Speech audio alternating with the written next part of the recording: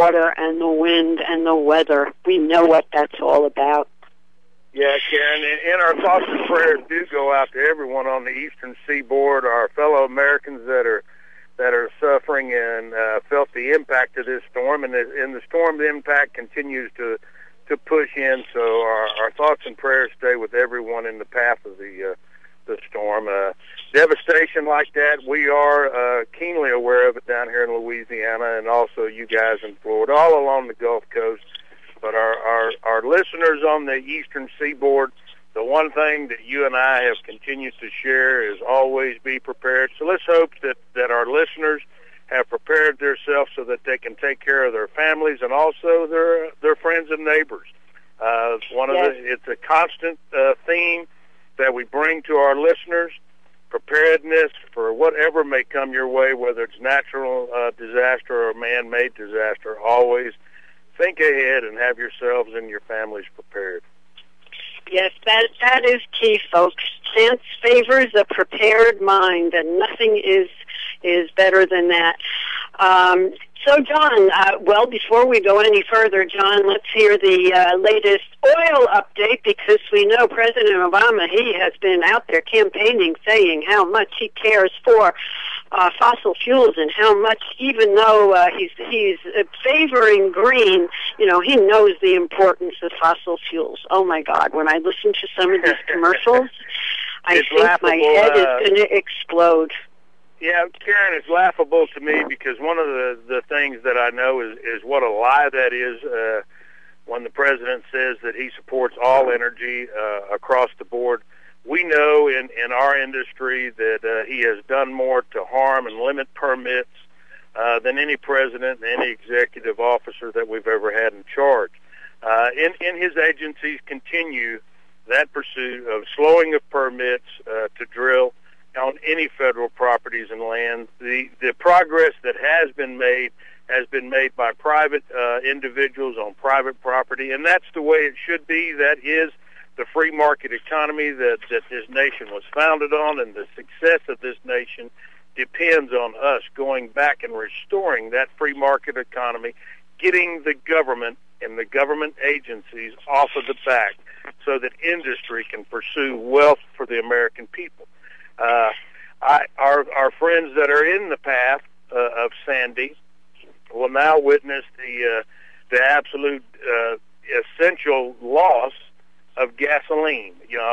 Regardless of what happens at the refineries, and refineries have been closed down there, but now with the loss of power and electricity, you don't have the availability of gasoline, and it's a needed commodity. So our neighbors up there and all Americans that are in that path will feel exactly what you and I are keenly aware of. If you're not prepared and you don't have a storage of gas available, things become very difficult. All generators and things that are needed for essential power run on gasoline.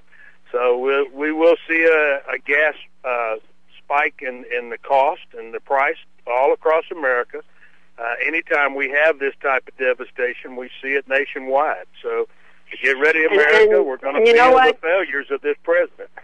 You know what, John? Every time one of our listeners, one of you guys goes to the pump, and every time you see that price rise, understand that this is being done on purpose. This was the goal of this administration. Ken Salazar, the Department of the Interior, made numerous statements. He feels that gasoline in America should be the same as the price in Europe. So when you go to that pump and your price is going up and up and up, understand that this is man-made by this administration.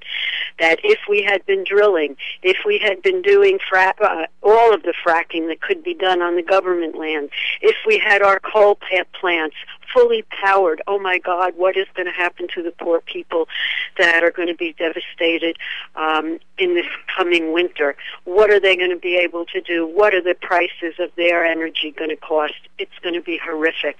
So remember that. Remember that when you go to the pumps, and remember that when you go to the polls. But John, the good news was it looks like Ohio and Pennsylvania have awoken that sleeping giant. So I was listening. I never listened to the polls, never listened to them before, but I did listen only because I wanted to see if the messages that everyone has been sending out is resonating, and if the people of Ohio and Pennsylvania are waking up, and thank God they are. They are recognizing that we cannot run this country on windmills and solar panels, especially, imagine windmills and solar panels during this storm. Folks, think about that. You had a hurricane. Those of you that still have power, how would your power have been utilized during this storm if you really were relying on windmills and solar panels? It's impossible. They don't work during the blizzard. One of the things that's real about wind energy on the eastern seaboard, they're proposed, is to put them offshore. Now, and I want listeners to understand what they're proposing. You're going to set these big wind towers on offshore structures that would have to stand up to this type of devastation offshore. They've seen what tidal surge can do. It would be devastating to have your grid totally reliant on wind power. It is not a feasible plan. And then when you have something devastating like this, yes, we're down right now, but we've got crews and people are headed from all over the United States back up there to plug back into the grid.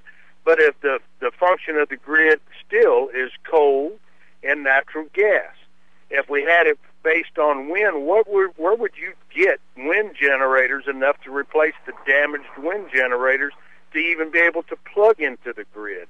It's something that we just haven't given enough scientific proof to and thought to. It's a failed policy of this administration. And yes, we do need alternative energies, but this is not the time. This is not the generation. We can become energy independent using natural gas, clean-burning natural gas, and fossil fuels. Coal. Coal is still very viable with the new technology to make it burn clean. That's exactly is definitely killing our energy. Exactly. You are so right, John. And I did read, and I actually saw they had photos of a Con Edison coal plant that exploded. Okay, those things are horrific into themselves, but those things can be replaced because a coal plant, another coal plant that is nearby, can help. When you have windmills and they're down, that's it. Think about those barrier islands. Think about the windmills out beyond those barrier islands. It never would have happened, never would have worked, never would have been worthwhile. And you know what else, John, I was thinking about? What a statement about sustainable development. Think about this, folks. New Jersey was devastated. Hundreds of millions of dollars are going to be needed to replace those communities and homes in New Jersey. Hundreds, thousands of people were affected. But New York, billions of dollars, millions of people. That's the difference between living in a compact village and being able to spread out in an area in a rural community. So compacting people into these sustainable developments, they sound great on paper, don't they? We're going to save all this, we're going to save all of that. But what if you live on the 35th floor of a high-rise and the power goes off for a month? What are you going to do? Now, if you lived in a ranch or a duplex or something like that, you could walk up and down the stairs. You can't do that when you're in one of these high-rises. So what they're pushing with this sustainability does not make sense, does not compute, does not have anything to do with reality. And all you need is a couple of storms like this to sock your reality right in the face. Yes. Is Pastor Broden on the line? Yes, I am. How are you? I am fine. Ladies and gentlemen, I am so honored. John and I are so thrilled to have Pastor Broden with us. He is of the Fair Park Bible Fellowship in Dallas, and he has hosted the Constitutional Election Summit held in May 26, 1912. He's a contributor on Fox News. He's been a guest on Huckabee and Glenn Beck, and he has appeared on the Mike Gallagher Show, among other conservative news broadcasts. Pastor Broden, it is a pleasure and an honor to have you on the line with us, and what an anomaly you are. A black minister that is a conservative, that understands the Constitution and knows how important the power of the individual is. Thank you so much for joining us today. Well, I'm so glad to be with you, but I'm certainly not an anomaly. There are many, many African-American pastors throughout the community that believe like I do, that are like-minded, patriots who love this nation and understand the value of our unalienable rights. But oftentimes the media, the left-leaning media, ignores that voice and push forward the voice of Jesse Jackson and Al Sharpton as our leaders, and that's not necessarily the case. There are a number of us who do not believe like they do. But here's what Mark Stein said. He says, the worst thing that media can do to you is to ignore you. And they have ignored the conservative black voice for too long.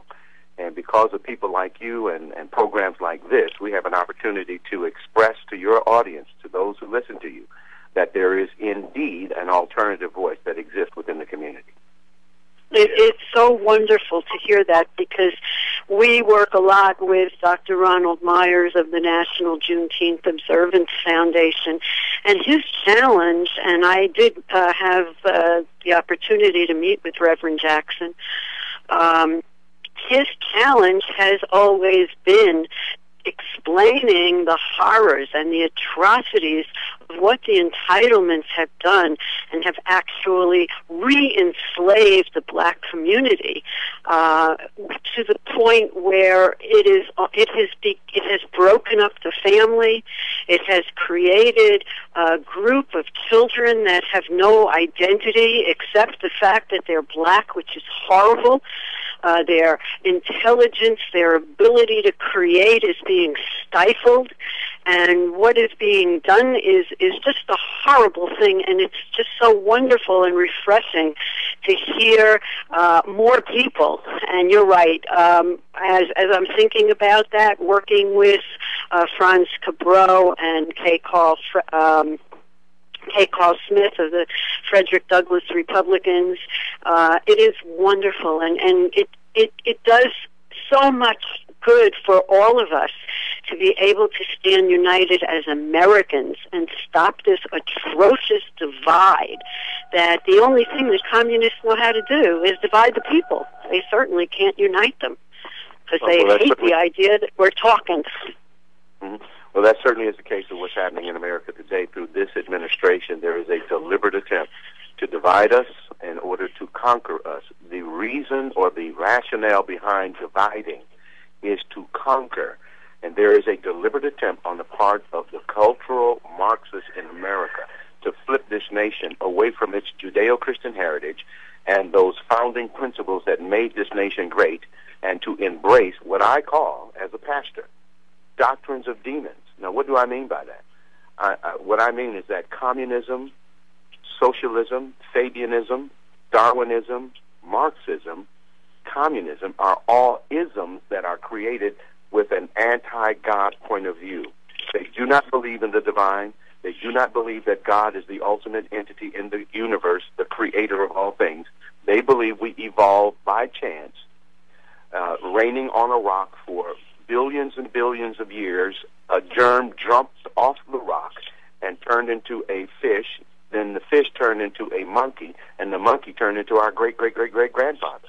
That is not the case. That's a fantasy. That's a false. It's not true. However, that's what they believe. It's an anti-God system.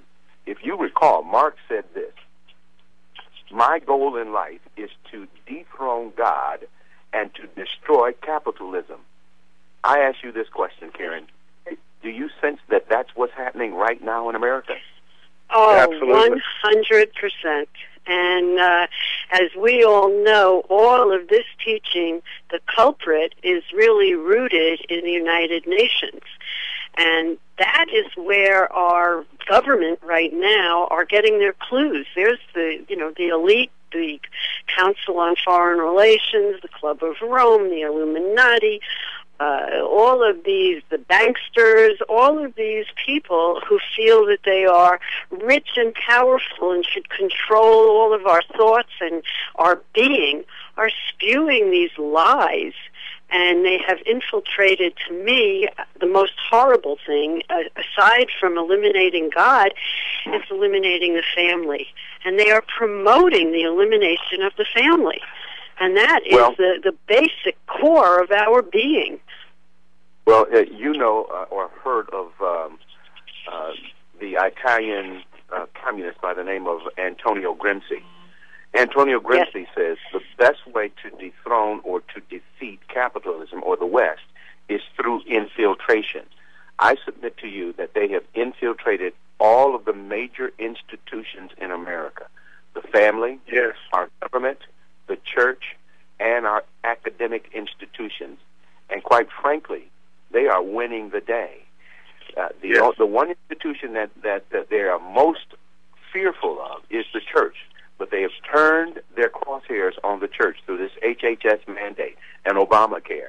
And they are attacking the church to force them against their conscience with contraception.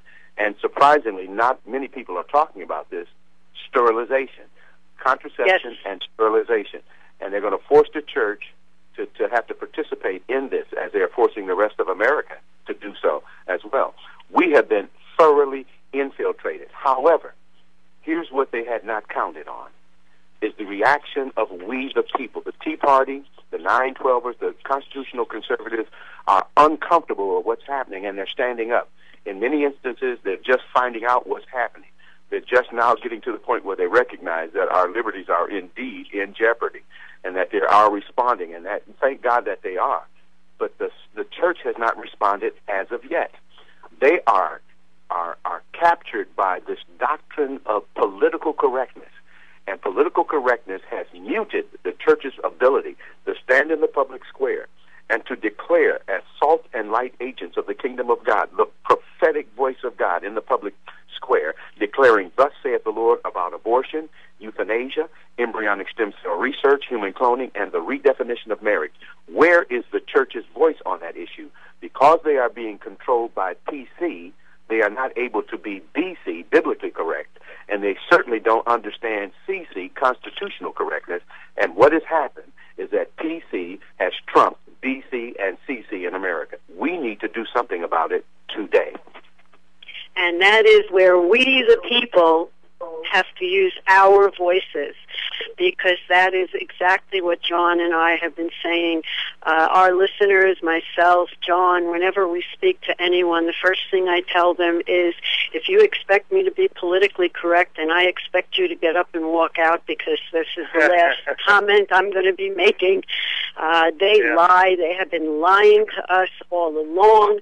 They are using their lies on a continual basis. This is not something that all of a sudden they woke up this morning and said, I think I'll lie today. They didn't do that. These are lies that have been perpetuated for years upon years upon years. And what does it say about a lie? If you repeat it enough. Sure, go ahead. Yeah, I think and I feel, and I'm just speaking from what I see inside the movement here in Louisiana, that's one of the outreaches that we've intentionally made, is to reach out to pastors that have found their voice and to attempt to unite. And it is a struggle. Louisiana, and especially South Louisiana, is predominantly Catholic, so we have to deal with bishops who, I guess, are taking their marching in step with what is PC from Rome.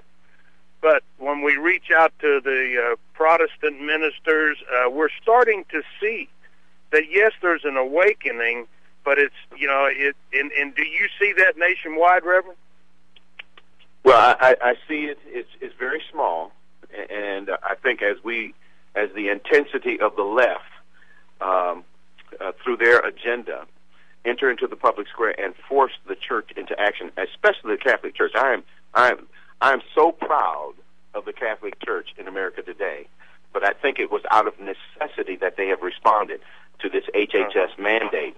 The Protestant Church has not responded to the extent that they should at this point. But however, I think out of the pressure of Obama administration, out of this administration and the HHS mandate, they have responded. And thank God they have responded. And what I'm hearing from the Catholic Church is this one word that seems to communicate what I think should be the attitude of most Americans today. I will not comply.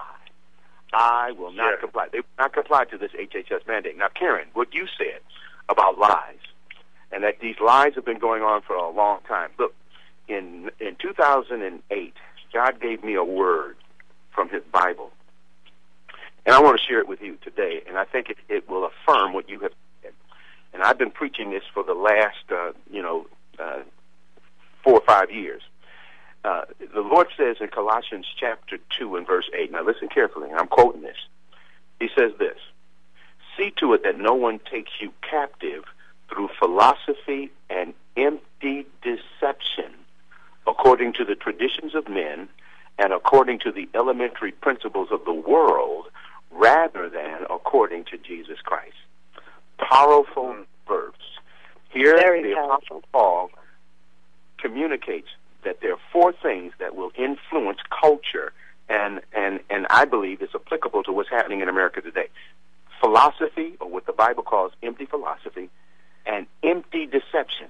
Now, this deception has no sustenance to it, has no basis to it. It is null and void, but nonetheless, it has robbed the people of their ability to rationalize and understand what is happening to them. It has rendered them as frogs in the pot, being boiled to death.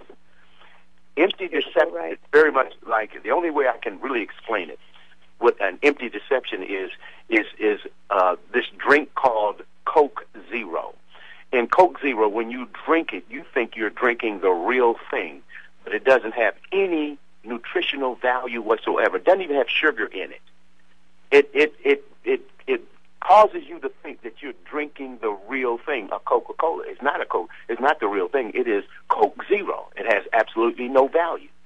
That's what empty deception is. And America right now is under a spell, a satanic, demonic spell, where people believe that the government is their source of sustenance and health, and that the government will provide for them. Well, God says this. He's given us our gifts, our talents, and our abilities so that we can stand up and be individuals and become all that we can be based upon our understanding as to who He is and what He has given to us in terms of our gifting. We have an entire community, the black community, who has been deceived into believing that skin color is more important than the Word of God.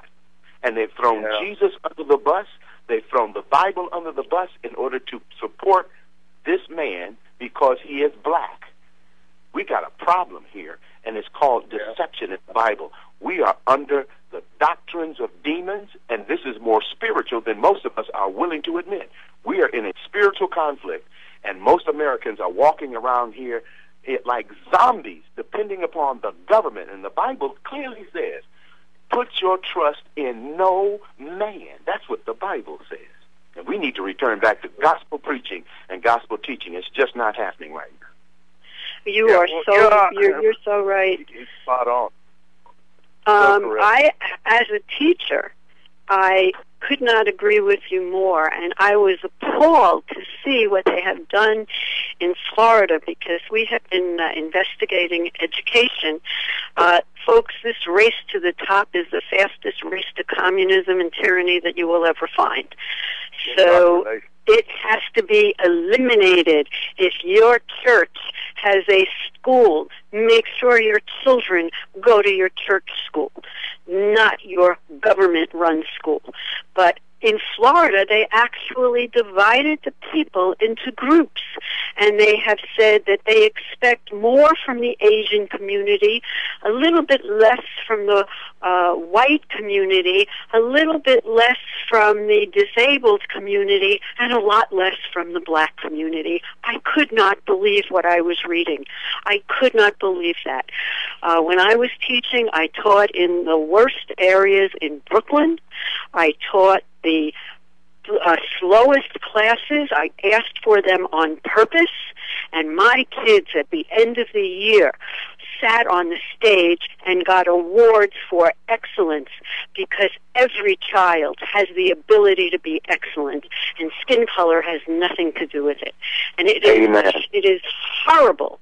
I have to share something with you that somebody just sent me an email, and he said, in this email, he said, we may have voted for Obama because he was black. We are firing him because he is incompetent. And that is the reality, folks. Amen.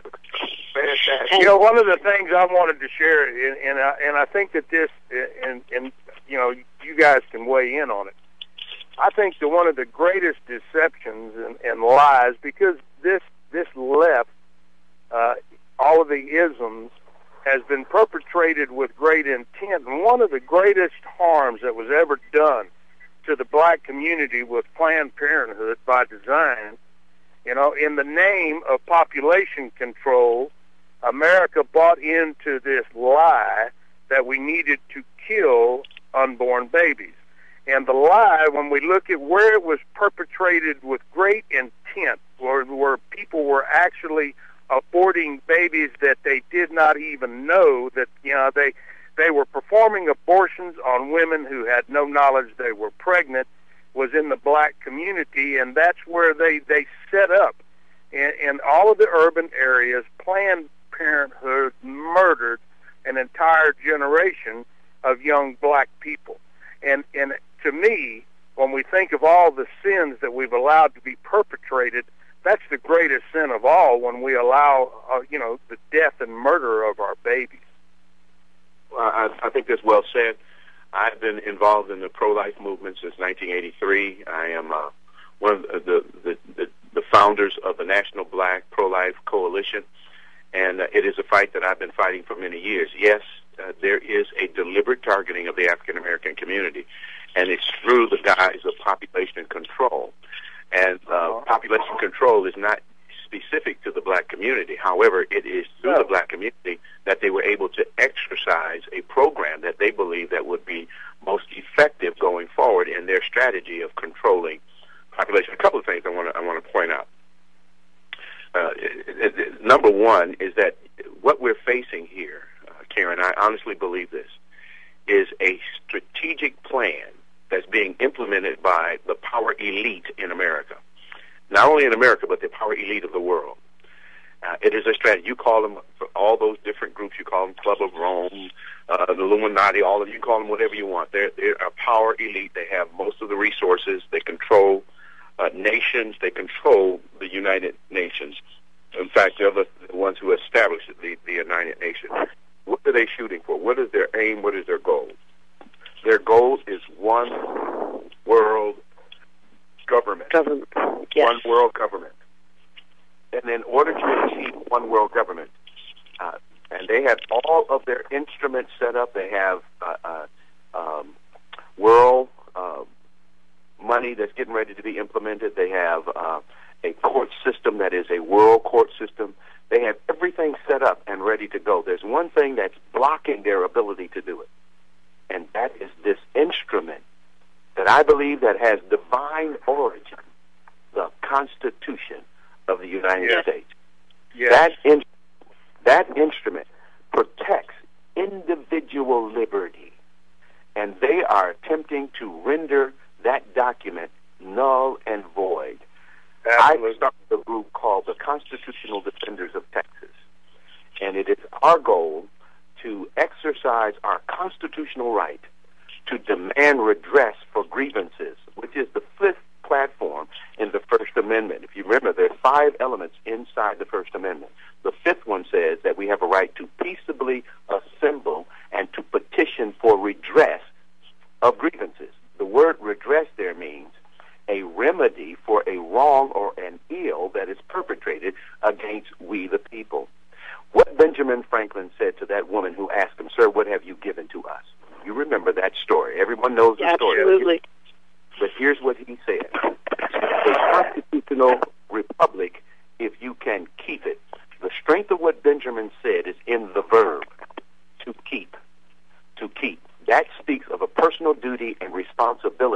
that has been laid upon who? We, the people of the United States. And what we've done is that we've abdicated our stewardship responsibility to protect these unalienable rights given to us by God. And we've turned it over to government. And the government, right now, the three branches of our government, that is the executive, the judiciary, and the legislative branch, have been engaged in unconstitutional acts. And most of us know that. And we sit at home and we wring our hands and we wonder, what are we to do? The Constitution, the First Amendment, tells us what we can do. Petition for redress. That means we go to our elected officials and say to them, we see that this law is unconstitutional. The Constitutional Defenders of Texas have listed over 50 unconstitutional acts, among them the Patriot Act, among them the National Defense Authorization Act, which violates the 4th, 5th, and 6th, and 7th Amendments to the Constitution.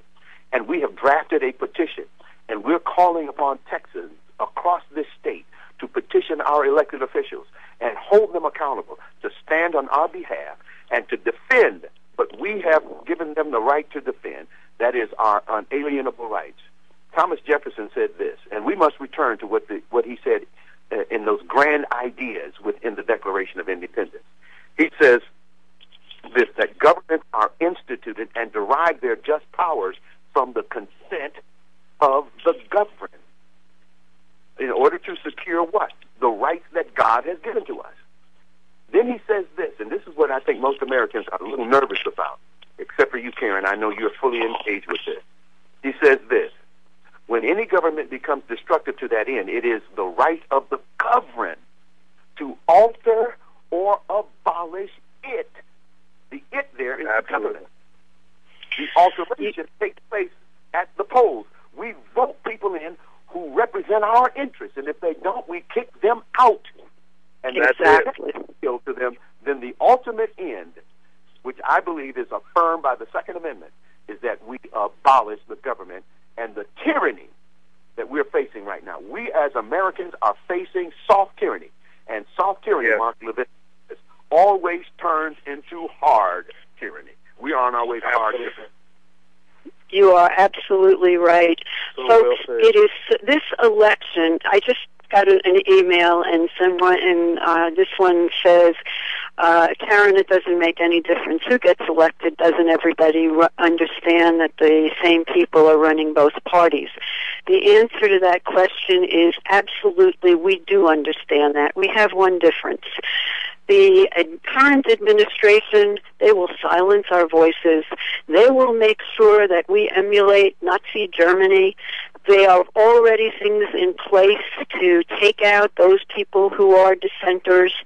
The Romney administration will allow us to continue to talk and will give us the ability to educate each other and to learn and to go forward. And I believe just as crucial as this election is, 2014 is equally as crucial, because we will have the ability to change the House in our state and in our federal government and put in place people that understand the value and the importance of this Constitution. So it is so important that everyone votes. It is so important. Don't vote for the candidate, vote for America, and vote for the opportunity, knowing full well that for the next election, we have a lot of work to do. This election, I tell everybody, our life is going to begin on November 7th. Our work is going to begin on November 7th, because we have to groom candidates who are prepared to go to Washington or our state capital and say, no, we're not going to do that just because you did that before. No, we're not going to accept that money. No, that's wrong. No, no, and no. And we have to become diligent. And whether that is in our house, whether it is in our local community, whether it is on our school board, that's what we are doing. We are fighting over, and it's going to take time. I know, Pastor, people look at things and they want the miracle to happen, and all of a sudden God is going to wave his magic wand and say, okay, America's on the right track again. Folks, it's not going to happen that way. It doesn't work like that. It took them 100 years to mess everything up and to try to change America and make it into a communist country. It's not won't take us 100 years because we are fortunate. We have a lot of communication skills that our founding fathers did not have, but it's going to take time and it's going to take education. And that's why working within the Constitution is the most important tool that we have. Oh, one of the things, Karen, that we have to make sure we do is when we vet these candidates and we elect constitutional candidates, which we did in 2010. We have a handful of them that have lived up to that agreement. We will elect additional ones in 2012. And as we go forward, hold them accountable that they will vote with the Constitution, not 80% of the time, not 7%, but 100% of the time that they will stand with the Constitution. And when we don't, as citizens, we don't need permission for term limits. We are the control of when a politician fails to live up to their constitutional mandate that we are making on them, then we have to remove them from office. We control the term limit. Yes, and Karen, to that email that the lady that wrote in and said, or whoever wrote in and said that both parties no different. The difference here is that the Constitution is still alive. It hasn't died quite yet. So if it's still alive, then we still have an opportunity to get this thing right. I want to share a thought from a book by Matthew Spalding that says we still hold these truths sacred. We still hold these truths is the name of the book. He says this in his introduction, and I quote him. He says, our nation's founders knew that the perpetuation of liberty would always depend on spirited citizens and patriotic statesmen actively engaged in the democratic task of governing themselves, holding to the truth of 1776. Spirited citizens and patriotic statesmen. That's who we need to be looking for, and those are the ones who need to enter into the public square today and begin to uphold the principles that made this nation great. The principles that made this nation great, and I think sometimes we need to revisit that. What are those principles?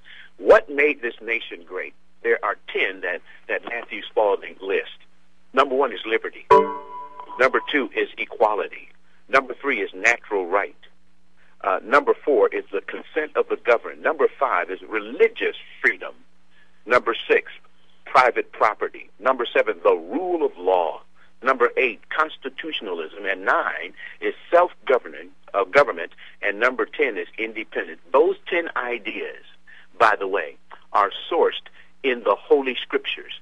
And so there is a nexus between the Judeo-Christian heritage and ethic and those founding principles which produce what you and I know today as American exceptionalism. American exceptionalism cannot be divorced of its Judeo-Christian heritage. To do so is to do violence to our history. Our history, we are a Christian nation.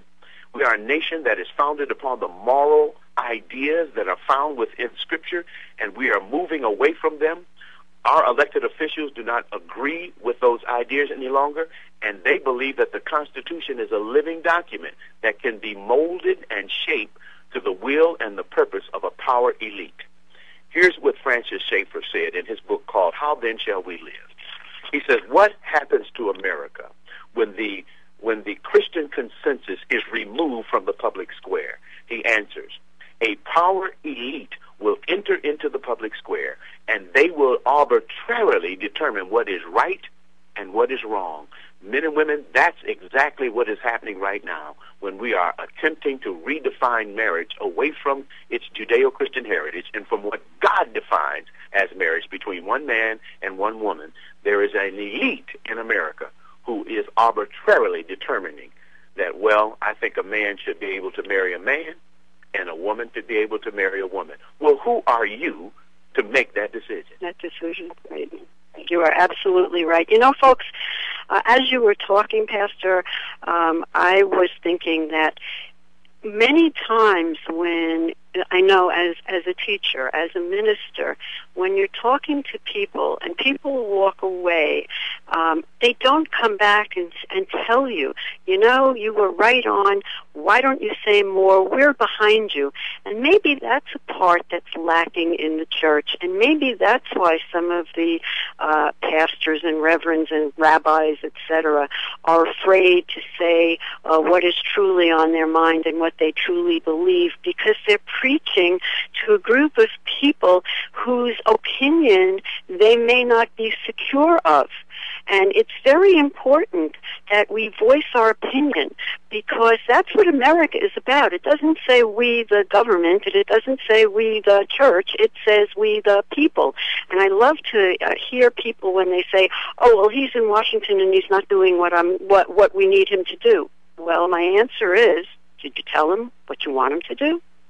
Because if you don't tell them, they don't know.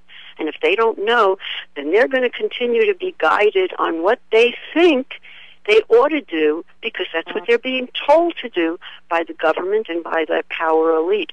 So it's up to us, whether we are a congregation, whether we are a class in school, or whether we are at a public meeting, to voice our opinion and to tell these people who represent us what we want them to say. If we don't tell them what to represent, then they're not going to do that. So I started writing a letter. When I start now writing a letter, instead of saying, Dear Senator so-and-so, I write, Dear Employee so-and-so, because he works for me. And I'm not going to take anything and any garbage from anybody who works for me. Be an employer. Tell the people what to do. You're absolutely right. And that's what I believe the First Amendment provides for us in the right for us to peaceably assemble and to demand redress. The Constitutional Defenders of Texas. And by the way, our website is... I was just going to ask you, what is your website? So everyone, get out your pens. Remember, this is Karen, the teacher. She gives you homework. This is the one you have to look at today. Okay, tell them. Our website is Constitutional Defenders of Texas. That's TEXAS. You don't put TX, but you got to put the full word Texas. The whole thing. We'll put that out on our website as well, and we will have a link so that people can go to our website. We have a list of websites that people can go and visit, and we will include that one as well. I appreciate that. Right. And once you get to our website, we have a button there called Sign the Petition for Redress. You click on that button, put your zip code in the box, and it will pull up your elected officials, both your two senators and your representative in your district. And you sign the letter and push send, and it will send an electronic copy to their email address of you demanding redress. I'm trying to get 1 million Americans across America to sign our petition and put heat under our elected officials to nullify unconstitutional acts immediately. Our president has demonstrated a kind of disdain towards our Constitution when he, through executive orders, did a recess appointment that was not a recess appointment. And he violated the limitations that are specific to the executive branch when he did that. The Senate was supposed to vet those candidates, and he didn't allow them to do that.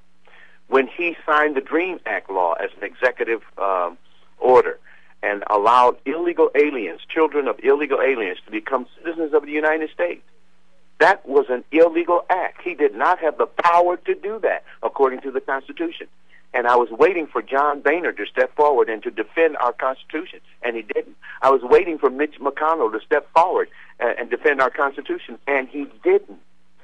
And I was waiting for the Supreme Court to step in and say, you have gone beyond the limitations specified to the executive branch. But they didn't. What happened is because they did not act, they became complicit in an unconstitutional act. Men and women, we need to do something. When our government becomes an enemy to our rights.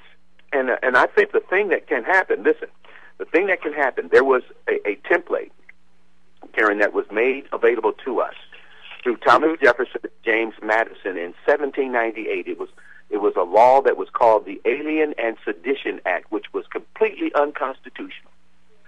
It was implemented by John Adams and the Congress at that time. And Thomas Jefferson stood up in resistance to it, and so did James Madison. And they stood firmly against it and demanded nullification. Nullification is based on the fact that anything, and this is what Alexander Hamilton said in Federalist 78, he said this. He said that there is no position which depends on clearer principles than that every act of delegated authority, contrary to the tenor of the commission under which it is exercised, is void. What he is saying is this. The commission, obviously, is the Constitution. An authority that is contrary to the Constitution is that which comes from the executive branch, the legislative branch, or the Supreme Court. He says anything that they do that is contrary to the Constitution is automatically null and void. We as Americans need to understand that we have the right to nullify anything that is unconstitutional. We don't have to sit back and say, oh, well, that's unconstitutional. What can we do about it? We can demand that it be nullified. There's something we can do. We need to get up off the couches, get engaged, sign this petition against these unconstitutional acts, and demand nullification. Well, I'm going to send that out in our next newsletter, and I'm going to ask you to do the same with the bill that we are working on, and that one is in the state of Florida. It is also a petition, and that is a protection of our private property. And folks, private property does not just mean real estate. It means you as your person, you as your business, you as your possessions, and you as your land. And the government has no right in any of those things. This past Friday, unbeknownst to many people, aside from the egregious lies about Benghazi, Obama signed another executive order giving Homeland Security authority over our local sheriffs. That is absolutely unacceptable, aside from all of the other unacceptable things that he does. He passes these in the middle of the night, but worse than that, our Congress, which has the ability to say, no, we're not going to do that. We're not going to stand for that executive order. We're not going to fund that executive order. We're going to close that department. Just as you said, where is John Boehner? John Boehner is asleep at the switch, and if you are not part of the solution, you are part of the problem. Amen. It's time that these people go away, and it's up to we the people to make sure that they do. Make it happen. We've got to do it. We've got to do it. If we don't, then we deserve the tyranny that is on its way because we did not stand up and resist it. We must. Let history show. Let history show that there were a group of patriots in America who recognized that the cultural Marxists was trying to take over our nation, and we stood up. We stood up and we resisted. That's what we're doing in Texas. And we're standing up. You are doing a fabulous job. And here's another thing that you can do, folks. How many of you have read the Constitution recently? I'll bet you haven't. How many of you talk about the Constitution at home? I'll bet you don't. But I'll bet your family knows every score of every single ball game that was ever in creation and every fashion that every star was watching or wearing. It's time to stop. We must talk about religion and politics. We must talk about our country, or we're not going to have a country left to talk about. Remember the Romans. We don't want to be the Romans. We don't want to be the Christians being fed to the lions, and while everybody stood and clapped. Instead of watching a ball game, take the Constitution and go through one amendment at every family gathering and talk about it so that your children know what it is that is theirs and what it is that is being taken away. This is so important. I can't impress it upon you enough. We're here to help. You have a problem, Pastor, I'm sure that you will be happy to talk to anyone that has a religious problem or any problem. I mean, certainly, this is what this is all about. Right. At our website, we have our email there is info at constitutionaldefenders.com, and I will. Those emails are sent directly to me. I'll answer any questions that you may have or any situation that you may be facing. I am a pastor first, but I am also a patriot, and I am a part of the Black Robe Brigade that is trying to save this nation. I don't know what our time is like, but I want to give this thought that I got from 3 minutes left. From Liberty and Tyranny by Mark Levin. He says this. He says, the antidote to tyranny is conservatism, precisely because its principles are the founding principles. Men and women, the answer to the tyranny that we're facing in America are those of us who are conservative patriots, who understand and believe in the founding principles of this nation. And what is being shoved down our throat right now, out of Washington, D.C., out of all three branches of the government, is against the Constitution. And it requires you and I to stand up and to appropriate the power that God has given to us in that document. We the people, we have the power, and those people work for us. Just like Karen said, they are our employees, and if they're not doing the job, we must fire them. This is our moment. The window of opportunity is small for us to turn this nation around. This republic is under jeopardy right now, and it requires us to stand up and to exercise the principles that have been handed down to us by the Founding Fathers, and to right this ship and to fix the moral decadence that is happening in our country. Not only the economy needs to be fixed, but those social issues need to be fixed as well. And the ones to do it are we, the people. And you know what the biggest fear of the left is, the biggest fear of the power elite is we, the people. Why? Because there's more of us than there are of them. And that's why dividing us is so important. And that's why calling ourselves American is more important than being a Black American or a Jewish American. And I tell my friends now, I am an American. And I tell everyone when I have to answer on a paper and they say, what are you? And they give a list of all of these ethnic groups, I put down other and I put American, because we are the largest group of free people in the world. And that's what they're afraid of. So folks, you're not alone. We are all together. We are together as Americans, and we have to think like Americans, and we have to act like Americans. And then we have to be the Americans that our Founding Fathers left our country with. Because if we don't, our children, I will guarantee you, will be slaves. I will guarantee that. They will have no place to go. They will have nothing, and it will take thousands of years before this would ever be corrected again. Folks, we have no choice. We have no choice. But grouping together and working together, there are many, many great people out there, yourselves.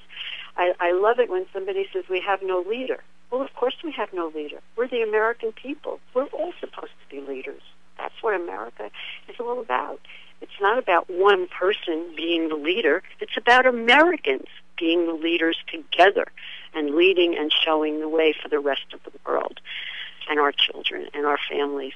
Pastor, thank you so much for joining me today, and give your website out again so that everybody knows. Karen, thank you for being a voice at this hour. I think it's not by accident, it's by divine appointment. The constitutionaldefendersoftexas.com, constitutionaldefendersoftexas.com. Please go to our website, sign the petition, and start a revolution in this by exercising our First Amendment right to petition redress. Thank you so much. And John, are you still there? I think John had to leave. John is in Louisiana and on an oil rig, so sometimes we appreciate all the time that he can give us.